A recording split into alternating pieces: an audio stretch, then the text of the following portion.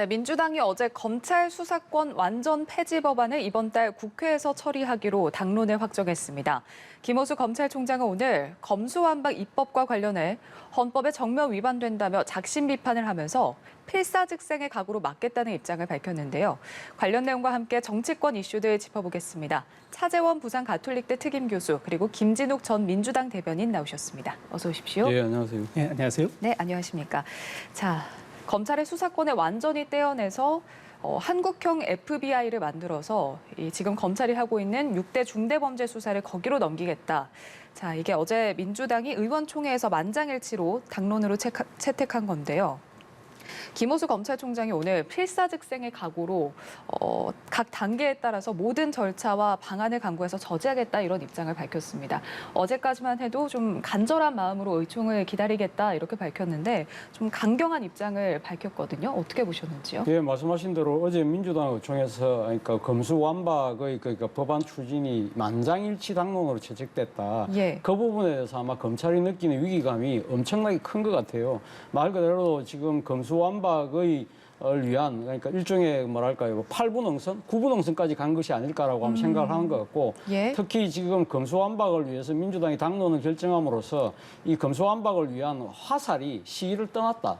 그렇다고 한다면 이러한 상황을 계속적으로 그러니까 그냥 지켜볼 수만은 없다. 그렇다고 한다면 검찰이 할 수 있는 모든 수단과 방법을 통해서 이러한 부분들을 제재해야 되겠다는 그러한 각오로 오늘 이야기를 한 것 같아요. 그래서 예. 일단 지금 검찰이 내세운 논리는 일단 여론전인 것 같아요. 여론전 중에서 특히 지금 민주당이 추진하고 있는 검수완박이 정당성이 없다. 그래서 오늘 김호수 총장이 한 이야기가 결국 이 법안이 처리될 경우는 범죄자만 만세를 부를 것이고 예. 범죄 피해자나 국민들이 오롯이 지금 그러니까 이게 지금 피해를 받을 수밖에 없는 그러한 상황이다. 그렇기 때문에 그 검찰 입장에서는 지금 할 수 있는 모든 방법을 다 강구하겠다는 것인데 사실은 뭐 입법권이 지금 검찰이 갖고 있는 건 아니잖아요. 그렇다고 한다면 본인을 임명했던 문재인 대통령이 사실은 지금 법안을 그러니까 공포와 또는 재의결권을 갖고 있는 만큼 아마 대통령을 아마 면담을 요청을 해서 이러한 법이 만약에 실제 통과될 경우에는 상당히 그러니까 대통령의 그 재의결권을 강력하게 요구할 가능성이 높고요. 그리고 더 나아가서는 만약에 이 법안이 통과될 경우에는 예. 일단 그 헌법소원 같은 걸 통해서 위헌성 부분을 상당히 강력하게 제기를 해서 이런 식으로 여러 가지 문제점을 삼겠다는 것인데 결국 지금 검찰로서 할 수 있는 수단 자체는 결국 여론전 정도만 있는 것이 아닐까. 그렇다고 한다면 예. 지금 검찰 입장에서는 사실은 지금 어떤 식으로 여론을 자신들 쪽으로 돌려놔야 되는데 사실은 뭐 지금 이 검수완박에 대해서 추진에 대해서 민주당에 대해서 뭐 비판적 여론이 높습니다만 한편으로는 그동안 왜 감히 이 검수완박이 나왔을까? 라는 부분에 대한 그 검찰에 대한 불신 이런 부분도 상당하거든요. 그렇다고 한다면 제가 생각할 때는 김호수 총장과 검찰 입장에서는 검수완박에 대한 제재 입장과 못지않게 예. 왜 이 검찰이 신뢰가 바닥으로 떨어진 부분에 대한 자성도 같이 이야기를 해야 되지 않을까 생각이 듭니다. 예. 자, 지금 김 총장은 직에 연연하지 않겠다고 밝혔거든요. 김 총장 사퇴는 물론이고 또 검찰 고위 간부들의 줄사퇴까지 지금 예상되는 상황인데 자, 검찰이 여론전을 펼치고 있다라고 보셨는데 민주당 입장은 어떨까요?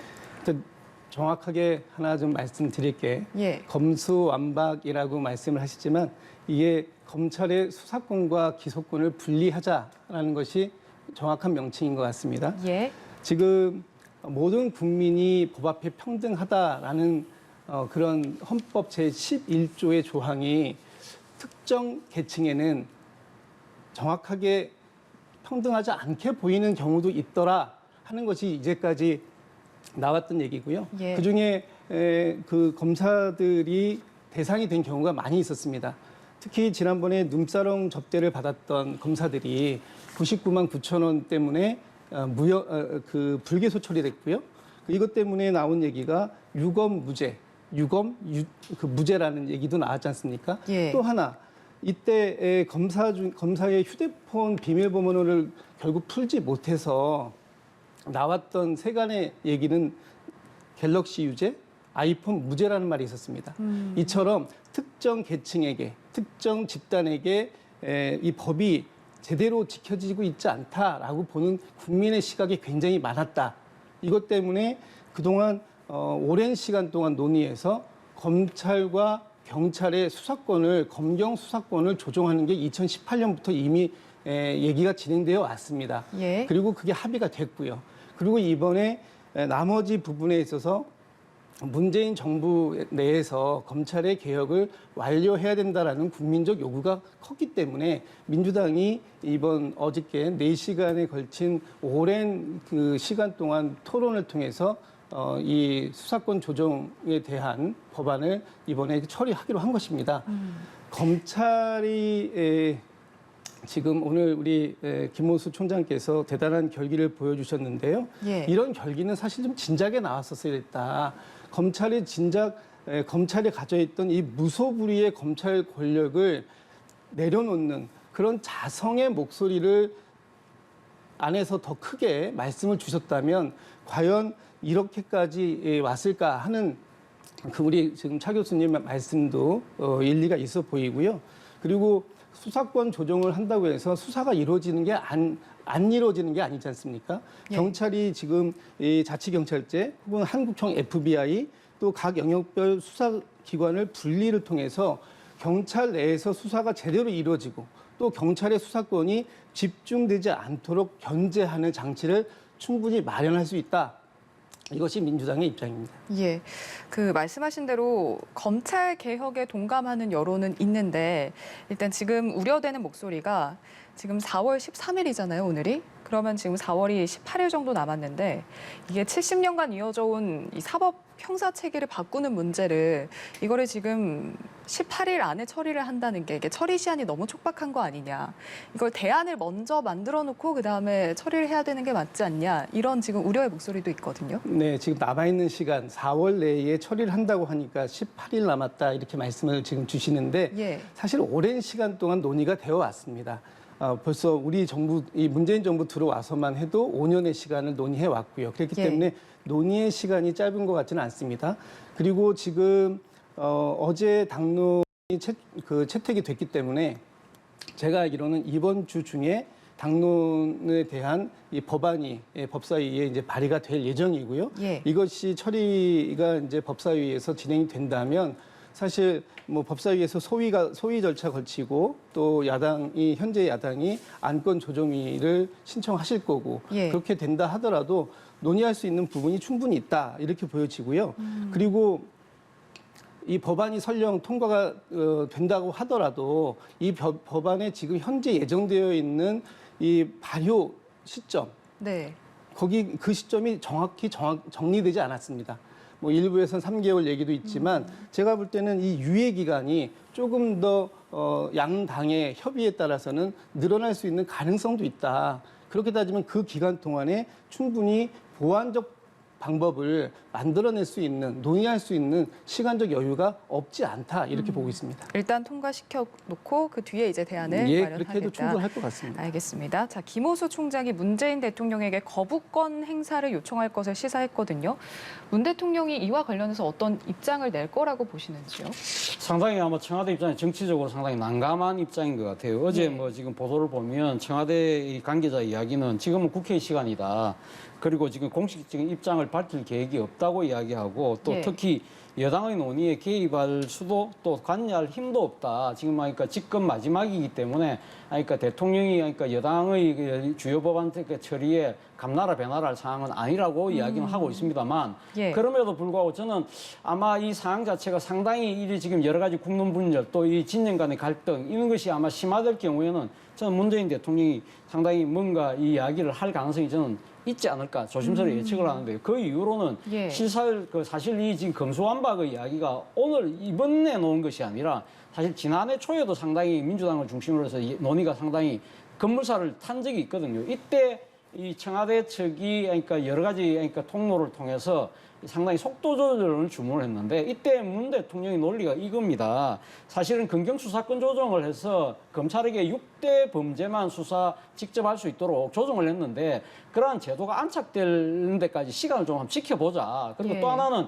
갑자기 검찰에게 모든 수사권을 빼앗을 경우에는 중대범죄수사라든지 반부패 수사 역량이 상당히 그러니까 지금 후퇴될 수 있다. 그런 허점이 생길 경우는 어떻게 할 것이냐. 그런 부분들 때문에 속도 조절을 이미 이야기했기 때문에 과연 1년이 지나갔다고 해서 그 상황 자체가 바뀌었느냐. 그런 측면에서 본다고 한다면 상당히 문 대통령 입장에서도 그러니까 1년 전의 입장을 그러니까 지금 바꿀 이유가 사실 과연 있을까라는 생각이 들고 또 하나 문제는 뭐냐면 지금 민주당이 급하게 이 정권 교체 기간 중에 지금 그 검수완박 법안을 처리하려는 이유가 뭐냐. 결국은 문재인 대통령이 지금 대통령으로 있을 때 이 법안을 그러니까 지금 거부권을 행사를 안 할 거라고 보기 때문에 통과시킨다는 것인데 문제는 많은 지금 국민의힘을 비롯한 이 지금 그러니까 지금 보수 진영에서는 뭐라고 지금 비판을 하냐면 사실은 지금 그러니까 윤석열 정부가 지금 구성되고 출범하고 난 뒤에 그때 당시 검찰이 지금 소위 현 정권에 대한 적폐 수사, 특히 그 중에서 지금 이재명 지금 그 민주당 상임 고문도 있지만 문재인 대통령에 대한 이 수사를 하려고 하는 것이 상당히 높다. 그런 측면 때문에라도 지금 검찰의 수사권을 박탈하려고 하는 것이 아니냐는 의구심을 보수층이 갖고 있는데 이러한 상황에서 문재인 대통령이 이 상황 자체를 그냥 지켜만 보고 있다고 한다면 결국은 자신의 보호를 위해서 말을 안 하는 것이 아닐까라는 또 정치적 오해를 불러일으킬 수도 있잖아요. 그렇기 때문에 저는 아마 상당히 앞서도 제가 말씀드린 것처럼 이 논의를 둘러싼 여러 가지 국론 분열 그리고 진영 간의 대립이 격화되면 저는 문 대통령이 조심스럽게 아마 1년 전의 입장하고 비슷한 의사를 밝힐 가능성이 있지 않을까 조심스럽게 예측해요. 김 전 대변인께서는 어떻게 생각하시는지요? 글쎄요, 지금은 일단 차 교수님 말씀에도 저는 반동의합니다. 국회의 시간이기 때문에 대통령께서 현재 국회에서 논의되는 과정을 충분히 지켜보실 것 같아요. 그리고 그 최종적인 입장을 어떻게 정리하실 건지에 대해서는 아마 국민 여론이라든지 또 참모들의 말씀도 좀 많이 경청하시게 되지 않을까 싶습니다. 일단 제가 좀 전에 하나 말씀을 좀 짚고 갔어야 되는데 못 짚고 간 부분 하나 말씀을 드리고 싶은데요. 이 검찰이 여론전을 하기 위해서 집단 행동을 하고 또 아까 우리 김호수 총장께서는 오늘 이런 말씀하셨다 그래요. 이 헌법을 정면으로 위반한 거다. 그렇게 따진다면은 지금 검찰들의 집단 행동은 과연 이 헌법을 위반한 게 아닌가. 공무원들이 의사를 스스로 밝힐 수야 있지만 그것이 집단 행동을 통해서 나오는 것들은 그것은 저희가 막아놓고 있지 않습니까? 그렇다면 대통령께서도 지금 검찰의 이 태도를 유심히 지켜보고 계실 거다. 검찰이 스스로 변화의 가능성이 있다면 아까 우리 차 교수님께서 말씀하신 것처럼 일정한 시간 동안 이것을 더 유예해 보는 방향으로 고민을 하실 수도 있으실 것 같아요. 그러나 지금 검찰이 지난 70년 동안에 가져왔던 기득권을 하루아침에 내려놓을 수 없을 것 같기 때문에 이 법안들이 진행이 되고 있다라는 측면에서 봤을 땐 또 한편으로 지금 아니면 처리하기가 어렵지 않을까라고 본다면 또 결심하실 수 있는 가능성도 있다. 그래서 여전히 가능성은 반이다. 이렇게 볼 수 있을 것 같습니다. 자, 지금 민주당의 입장은 확고합니다. 어제 만장일치로 통과가 됐고요. 그래서 반드시 할 것 같은데 그래서 이제 국민의힘은 필리버스터를 하겠다 지금 이런 입장이거든요.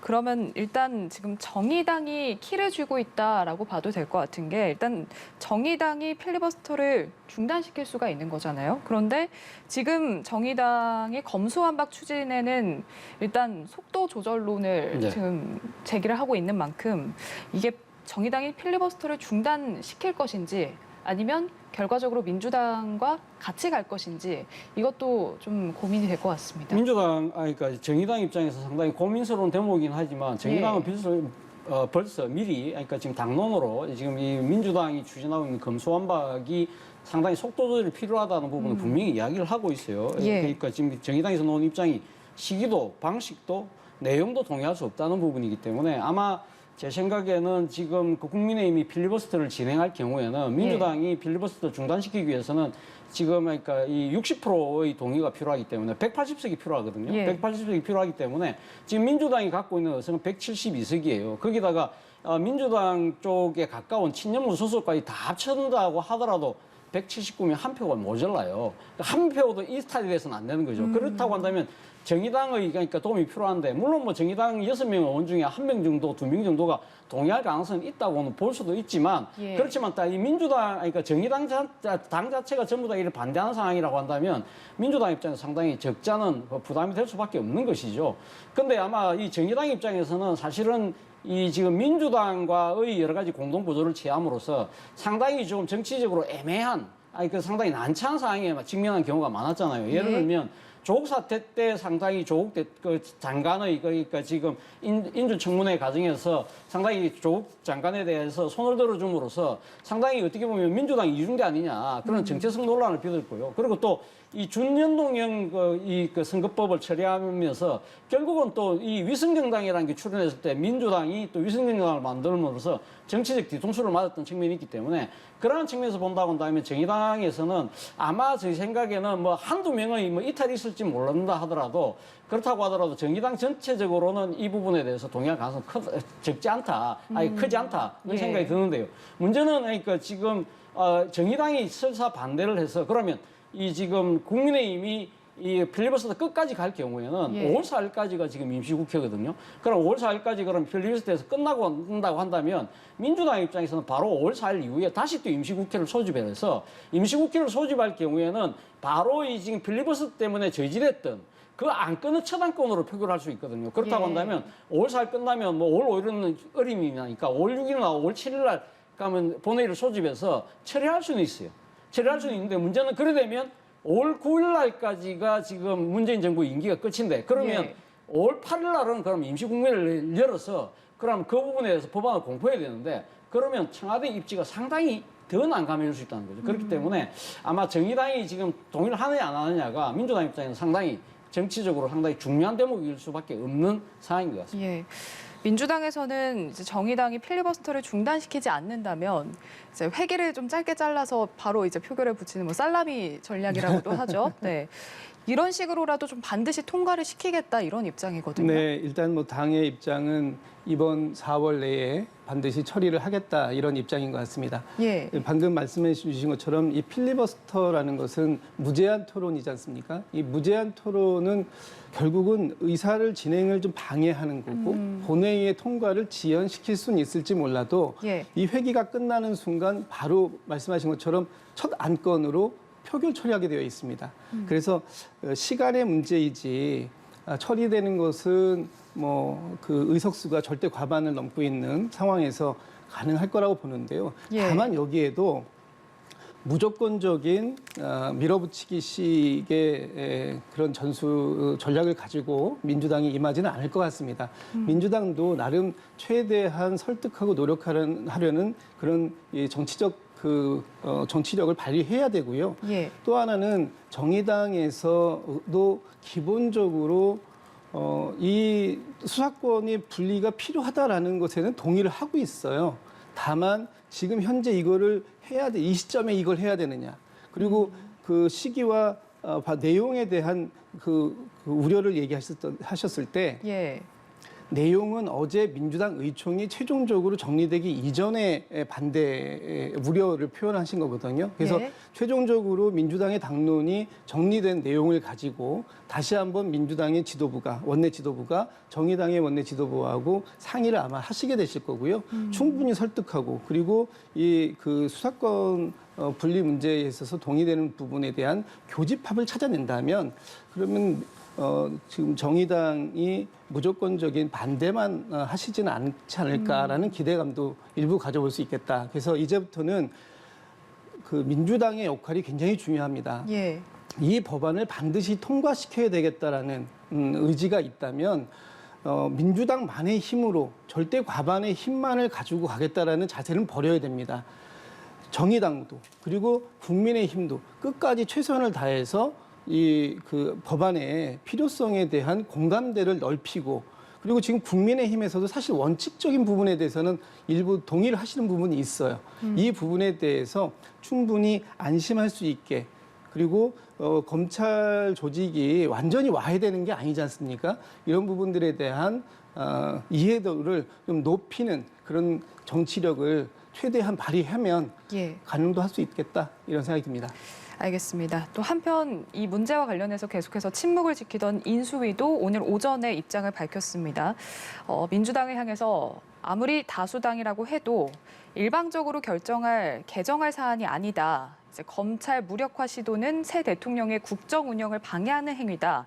즉각 철회를 요구했는데 어떻게 들으셨는지요? 일단 인수위 입장에서는 사실 이 국회에서 해결해야 될 문제이긴 합니다만 사실 새 정부가 출범하고 난 뒤에 이 형사제도가 바뀐 상황이라고 한다면 상당히 난감할 수밖에 없는 상황이잖아요. 그렇기 때문에 결코 자시할 수 없는 상황이라고 아마 판단한 것 같고요. 앞서도 제가 말씀드린 대로 어제 민주당이 당론으로 이걸 채택함으로써 이제는 지금 화살이 시위를 떠났다. 그렇다고 한다면 이 부분에 대해서도 인수위가 적극적으로 대응할 수밖에 없다는 생각을 한 것 같고 그리고 또 한편으로는 상당히 국민 여론 자체도 그러니까 인수위가 불리하지 않다. 그러니까 오히려 민주당한테 불리하게 작동될 수 있기 때문에 이런 부분들에 대해서 국민들에게 상당히 좀 이 문제점들을 그러니까 좀 지적할 필요가 있다고 생각을 한 것 같아요. 그렇기 때문에 사실은 지금 오늘 그 인수위가 내세운 논리가 크게 세 가지인데요. 첫 번째는 이 지금 그러니까 헌법 파괴라는 거죠. 그러니까 헌법이 검사에게 지금 영장 청구를 부여하고 있는데 영장 청구를 하기 위해서는 수사가 기본인데 이걸 하지 말라는 것은 헌법을 파괴하는 것이다. 그런 부분이고요. 두 번째는 그리고 이걸 왜 추진하느냐. 앞서 제가 잠깐 언급했습니다만 뭐 문재인 대통령이나 이재명 전 후보 같은 이 특정인을 지금 보호하기 위한 하나의 방탄입법 아니냐. 그리고 또 하나는 결국은 지금 새 대통령, 새 정부가 출범하는 데 있어서 방록 잡기, 그것은 결국은 지금 대선 불복이다. 이러한 부분들을 강조를 함으로써 일종의 여론을 결코 그러니까 민주당과 분리를 하려고 하는 그런 생각인 것 같아요. 그런데 지금 인수위하고 이 지금 운전 움직임과 관련해서 그러니까 좀 주목해야 될 부분은 윤석열 당선인 측에서는 여전히 거리를 두고 있다는 겁니다. 오늘도 뭐 배현진 대변인 같은 경우는 뭐 윤석열 당선인은 오로지 묻고 사는 문제만 지금 그러니까 이 전념할 것이라는 이야기인데 그럼 거꾸로 이야기하면 지금 민주당이 추진하고 있는 검수완박은 민생과 전혀 배치되는 문제라는 부분을 이야기하고 있기 때문에 일종의 그러니까 지금 윤석열 당선인과 인수위가 일종의 투트랙 전략을 통해서 상당히 이 민주당의 검수완박에 대한 상당히 정치적 여론전을 아주 강화하고 있는 것이 아닐까 하는 생각이 듭니다. 알겠습니다. 지금 이런 우려가 국민의힘 검찰뿐 아니라 뭐 민변 참여연대에서도 나오고 있거든요. 자, 그리고 특히나 이제 그렇게 되면 지금의 경찰 권력이 너무 비대해지는 거 아니냐 이런 우려도 나오고 있거든요. 어떻게 보세요? 네, 지금 검찰의 수사권이 다 지금 검찰과 경찰이 나누어서 가지고 있었던 그 수사권이 경찰에게 다 몰리면 일시적 비대화 현상이 있을 수 있습니다. 그렇기 때문에 민주당에서도 이 경찰의 수사권을 다양한 방식으로 분산시키고 이것들이 서로 견제가 되는 방식을 지금 연구하고 논의하고 있는 중 아니겠습니까? 그래서 그 부분에 대해서는 큰 걱정을 안 하셔도 될 것 같고요. 그리고 아까 인수위의 입장과 그 윤석열 당선인의 입장이 좀 다른데 그것을 저는 이렇게 해석을 합니다. 윤석열 당선인께서는 이 직전에 검찰총장, 검찰의 수장 출신이시지 않습니까? 검찰총장, 지금 검찰의 저 집단 행동이 많은 국민들이 보시기에는 검찰이 기득권을 지키고 검찰의 조직을 지키기 위한 검찰만을 위한 행위들이 아니냐라고 보시는 분들도 계세요. 그런 분들이 계시는 상황에서 윤석열 당선인이 검찰을 옹호하는 모습을 보이는 것은 매우 부담스러운 일이 되실 겁니다. 그래서 일정하게 거리를 두는 게 필요할 것 같고요.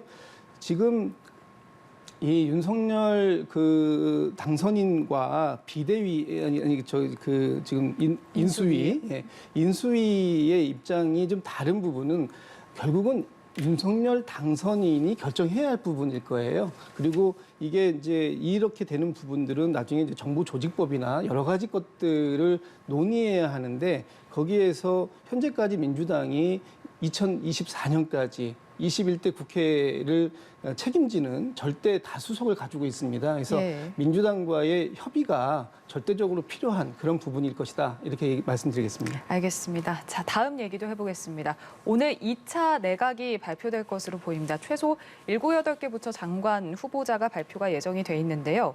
현재 외교부 장관에는 국민의힘 박진 의원, 통일부 장관에는 권영세 의원이 발탁된 것으로 알려졌습니다. 그리고 법무부 장관에는 한찬식 전 서울동부지검장, 그리고 조상철 전 서울고검장 등이 함께 거론되고 있고요.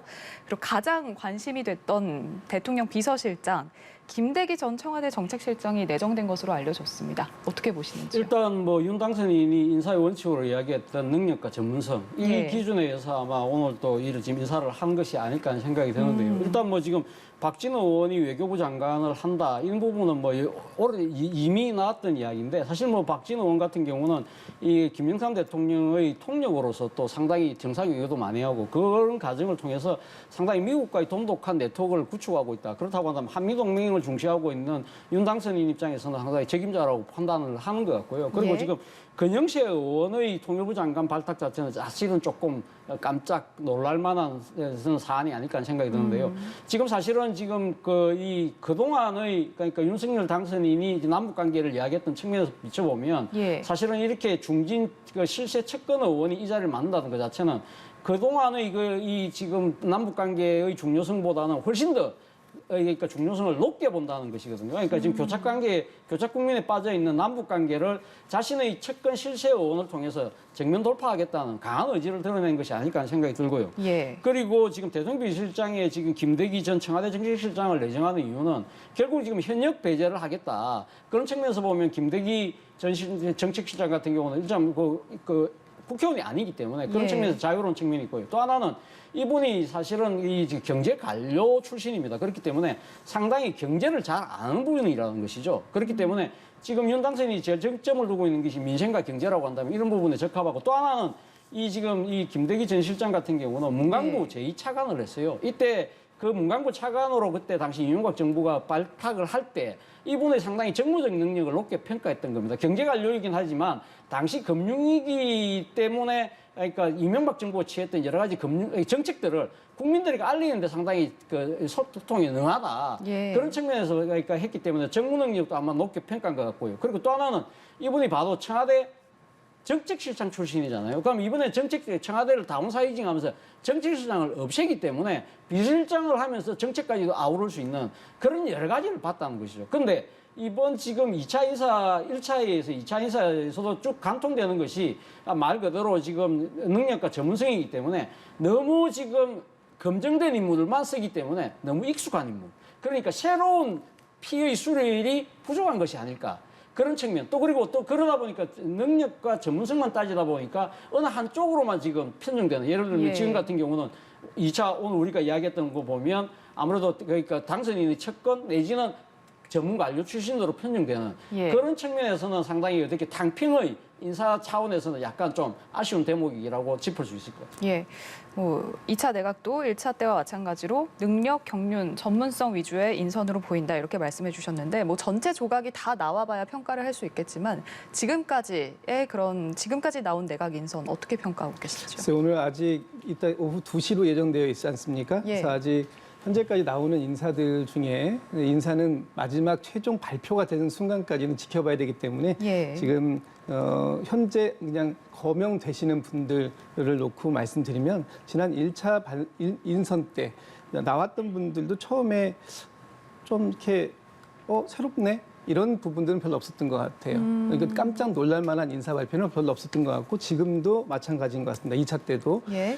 그런데 1차 발표 때 나왔던 분들 중에 지금 최근 논란이 되고 있는 분들이 몇 분 계세요. 그분들을 놓고 보면 이분들이 정말 능력 위주로 발탁이 된 분들인가 아니면 이 후보 당선인과의 어떤 특정한 관계들 때문에 지금 노미네이트가 되신 건가 하는 부분에 대한 좀 의구심들이 좀 남아 있는 것 같습니다. 이 부분들은 좀 인사청문 과정에서 민주당이 적극적으로 검증을 할 예정이기 때문에 한번 예. 지켜봐야 될 것 같고요. 그리고 인사에서 그 청와대 지금 이제 청와대를 뭐라고 불러야 될지 모르겠습니다. 이제 대통령 비서실이라는 게 정확한 명칭일 것 같아서 청와대가 이제 없어지고 용산으로 이전을 한다 그러면 대통령 비서실이라고 일단 칭해야 될 것 같고요. 예. 대통령 비서실장의 역할이 문재인 정부에서 정책실장, 안보실장 이렇게 3실장 체제로 분리가 됐었던 이유는 사실 나름의 또 이유가 있습니다. 그런데 그거를 안보실장을 제외하고 비서실장과 정책실장을 하나의 기능으로 통폐합하는 것 같은 인사가 과연 성공적인 인사일 것이냐 하는 부분은 좀 지켜봐야 될 대목인 것 같습니다. 알겠습니다. 자, 이번 2차 인선에서 좀 가장 주목이 됐던 부분이 안철수 위원장 측의 인사가 네. 포함이 됐는지였거든요. 아무래도 공동정부를 약속했는데 1차 때는 안철수 위원장의 그 사람이 안 보인다 이런 평가가 있었기 때문에 자, 그런데 안철수 위원장이 당선인께 인사와 관련해서 좀 조언을 드리고 싶었는데 그런 과정이 없었다. 이렇게 불만을 표출하기도 했어요. 윤 당선인과 안철수 위원장의 갈등이 표면화되고 있다 이렇게 해석을 해도 될까요? 그런 조짐 자체로 좀 읽힙니다. 예. 그러니까 본인은 그러니까 어제 안철수 위원장이 또 어떤 이야기를 했냐면 인수위에서 그러니까 예전의 인수위에 비해서 잡음이 없다고 이야기를 할 정도로 나름대로는 상당히 인수위가 원만하게 돌아가고 그러한 돌아가는 배경에는 윤 당선인의 그러니까 이게 지지와 신뢰가 있다는 아마 그런 발언을 내포를 한 것 같은데요. 예. 공교롭게도 그 말 놓고 난 어제 오후에 지금 자신의 측근인 이태규 의원이 지금 인수위 위원직을 사퇴를 했다. 그러면서 사퇴하면서 본인은 이 내각에 기용되는 부분에 전혀 갈 마음이 없었다고 이야기를 명시적으로 한 걸 보면 예. 결국 거꾸로 이야기하면 지금 그 내각 인선과 관련된 불만에서 지금 이 사퇴까지 간 것이 아닐까? 그렇다고 한다면 지금 그러니까 이 안철수 위원장이 이야기하는 것과는 달리 상당히 나름대로는 그러니까 지금 소가리를 앓고 있는 것이 아닐까라는 생각이 든다는 겁니다. 우리가 방금 지금 오늘 오후에 발표될 2차 명단을 간단하게 이야기했습니다만 예. 우리가 언급했던 분들 중에 아직까지 안철수 위원장의 측근으로 우리가 받아들일 만한 분이 없다는 이야기는 그만큼 아직까지 지금 윤 당선인이 상당히 그러한 여백을 어떻게 채울지를 고민하고 있다는 대목으로 비치는 것 같고요. 예. 어쨌든 제 생각에는 일종의 구색 맞추기랄까요. 그런 차원에서라도 한두 명 정도는 지금 발탁되지 않을까. 그래서 지금 일각에서 나오는 이야기가 교육부총리의 이 안철수 위원장의 지난번 대선 과정에서의 선대위원장을 지냈던 최진석 지금 서강대 그 명예교수를 발탁할 가능성이 있다. 그리고 또 지금 이 중기 이 부 같은 경우에는 지금 SK 출신의 안철수 위원장이 추천했던 인수위원이 물망에 오른다는데요. 그건 예. 일단 열어봐야 되겠죠. 열어봐야 네. 되는데 어쨌든 지금 이런 불협화음 자체가 이렇게 제기되는 것 자체가 아마 인수위나 윤 당선인에게도 정치적 부담이 되는 것은 분명해 보입니다. 안철수 위원장 쪽의 포함 여부에 따라서 공동정부 기조가 앞으로도 유지가 될지 그렇죠. 좀 적신호가 켜졌을지 좀 지켜봐야 할 것 같고요. 자, 다음 이야기도 만나보겠습니다. 어제 윤석열 당선인과 박근혜 전 대통령이 만났습니다. 자, 50분 동안 회동을 했는데 윤 당선인이 박 전 대통령에게 면목 없고 늘 죄송했다 이렇게 말한 부분이 지금 논란이 되고 있습니다. 그동안 검사 시절에는 수사 관련해서는 좀 언급을 자제했고 또 선거 때는 개인적으로 인간적으로는 좀 유감이다, 미안하다 이런 표현은 했었는데 면목이 없다 이 표현은 좀 파격적이었던 것 같거든요. 대선 때 본인이 검사로서 직분을 다했을 뿐이다. 예. 라고 그렇게 말씀하셨죠. 근데 어제는 그거보다 훨씬 더 뛰어넘어서 면목이 없고 죄송했다. 어떤 부분에 있어서 무엇이 면목이 없고 무엇이 죄송한 부분이냐라는 부분에 대해서 좀 저희가 좀 따져볼 필요가 있을 것 같아요. 일테면 이 수사를 법과 원칙에 의해서 했던 것이 죄송하다, 미안하다라고 얘기한다면 사과의 의미로 받아들일 것인가? 예. 아니면 이거는 이제 그렇게 되면 자기 부정이 되는 거지 않습니까? 그 당시에 했던 수사에 대해서 사과를 했다라는 것은 뭔가 잘못을 했다라는 것이기 때문에 자기 부정이 될 수 있어요. 그리고 또 한편으로 면목이 없고 죄송한 게 탄핵에 이르기까지 될 줄 몰랐다라는 건지 아니면 탄핵이 된 것이 그 면목이 없다라는 것인지 그렇죠. 예. 그렇게 따지면 지금 우리 윤석열 당선인께서는 국민 통합 행보를 하시겠다 이렇게 말씀을 주시고 계시는데 2005년 전에 2016년, 17년 이 겨울에 광화문에 수많은 수백만 명의 국민들께서 촛불을 들고 나와서 탄핵을 외치셨던 그 국민들에게 지금 이 말씀을 어떻게 비치게 될 것인지에 대해 한번 좀 고민을 좀 하셔야 될 필요가 있을 것 같다는 생각이 좀 듭니다. 알겠습니다. 자, 마지막으로 지방선거 얘기도 짧게 해보도록 하겠습니다. 민주당이 6일 지방선거 서울시장 후보를 전략공천하기로 했거든요. 그러니까 기존 후보자로는 승리를 장담할 수 없다라는 걸까요? 어떻게 해석하십니까? 글쎄요, 오늘 아까 윤호중 비대위원장께서 말씀을 주셨는데 예. 조금 더 좀 구체적인 부분이 좀 필요할 것 같습니다. 지금 현재까지 말씀 주신 것 가지고는 현재 서울시장 후보로 6분이 신청을 하셨어요. 등록을 예. 하셨는데 그분들이 이 전략공천에 그분들을 포함해서 전략공천을 하겠다는 것인지 아니면 그분들을 완전히 제외해 놓고 새로운 인물로 전략공천을 하겠다는 것인지에 대한 예. 답이 아직은 모호합니다. 그리고 또 하나는 윤호중 비대위원장께서 경쟁력을 가장 큰 기준으로 경쟁력과 승리를 승리 가능성을 말씀 주셨습니다. 그렇다면은 그 기존의 분들을 포함하는 경쟁력 조사가 있을 것인지 아니면 이분들을 제외해놓고 새로운 분들에 대한 경쟁력 조사를 했을 때 과연 기존에 등록했던 분들이 그 경쟁력 부분에 대한 차이를 어떻게 인정할 것인가, 어떻게 예. 받아들일 것인가 하는 부분은 조금 더 지켜봐야 될 것 같습니다. 알겠습니다. 자, 민주당의 서울시장 후보 전략 공천 어떻게 보셨는지 짧게 부탁드립니다. 상당히 아마 정치적으로 상당히 좀 그러니까 지금 난감한 상황이잖아요. 전직 당대표가 지금 출사표를 던지는데 여기에 예. 당내 반발이 만만치 않다. 그러나 현실적으로 지금 상당히 뭐 이 인지도나 이런 대중성이나 이런 측면에서는 또 상당히 또 기대되는 측면도 분명히 있는 것이거든요. 그렇기 때문에 정확하게 지금 송영길 전 대표 배제냐, 아니면 새로운 인물의 발탁이냐, 아니면 송영길 전 대표에게 완전히 밀어주기냐, 예. 이러한 부분 두 가지 선택 중에 하나인 것 같은데요. 제가 생각했을 때는 송영길 전 대표의 전폭적인 지지보다는 아마 송영길 전 대표 때문에 불거진 당내 불협화음을 일단 덮고 새로운 인물의 깜짝 발탁의 가능성이 저는 좀 더 무게가 실리는 것이 아닐까 생각이 듭니다. 알겠습니다. 자, 정치권 이슈들 차재원 부산 가톨릭대 특임 교수 그리고 김진욱 전 민주당 대변인과 짚어봤습니다. 오늘 말씀 고맙습니다. 네.